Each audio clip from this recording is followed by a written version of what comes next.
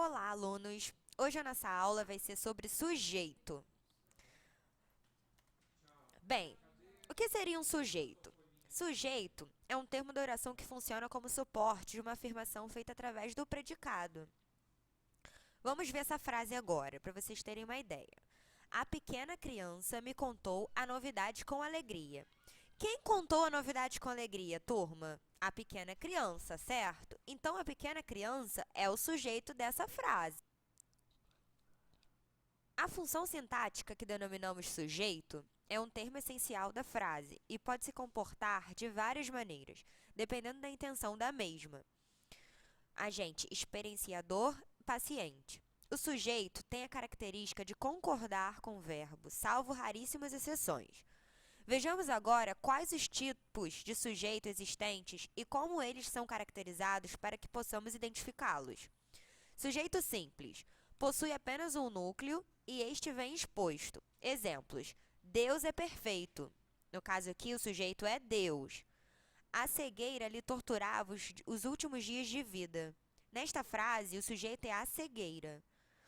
Pastavam vacas brancas e malhadas. Nesta frase, o sujeito vem depois. Geralmente, o sujeito vem sempre no início da frase, mas nesse exemplo ele vem depois. O sujeito dessa frase é vacas brancas e malhadas. Agora vamos ver o sujeito composto. Ele possui dois ou mais núcleos que também vêm expressos na oração.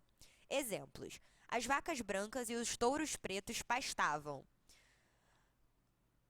Aqui, nessa frase, o sujeito é as vacas brancas e os touros pretos. No caso, o núcleo da frase seriam vacas e touros.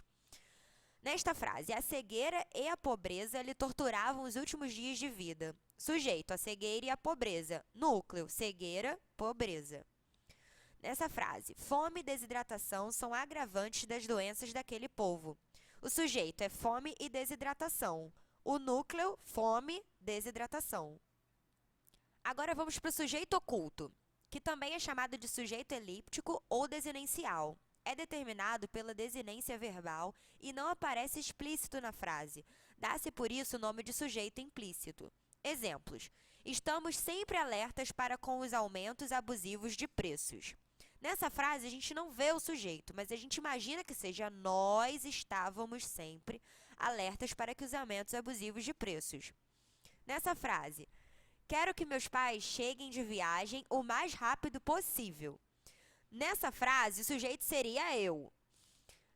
Os pais terminaram a reunião. Foram embora logo em seguida. Nesta frase, o sujeito seria os pais, oculto apenas na segunda frase, que não foi repetido para não ter aquela repetição que fica cansativa na hora da leitura. Agora vamos para o sujeito indeterminado. Este tipo de sujeito não aparece explícito na oração por ser impossível determiná-lo. Apesar disso, vamos para o sujeito indeterminado. Este tipo de sujeito não aparece explícito na oração, por ser impossível determiná-lo. Apesar disso, sabe-se que existe um agente ou experienciador da ação verbal. Exemplos. Verbo na terceira pessoa do plural. Dizem que a família está falindo. Alguém diz, mas não se sabe quem. Disseram que morreu do coração. Segundo, verbo na terceira pessoa do singular, mais se, índice de indeterminação do sujeito. Precisa-se de mão de obra especializada. Não se pode determinar quem precisa. Sujeito inexistente, também chamado de oração sem sujeito, é designado por verbos que não correspondem a uma ação, como fenômenos da natureza, entre outros. Exemplos. Verbos indicando fenômeno da natureza. Choveu na Argentina e fez sol no Brasil.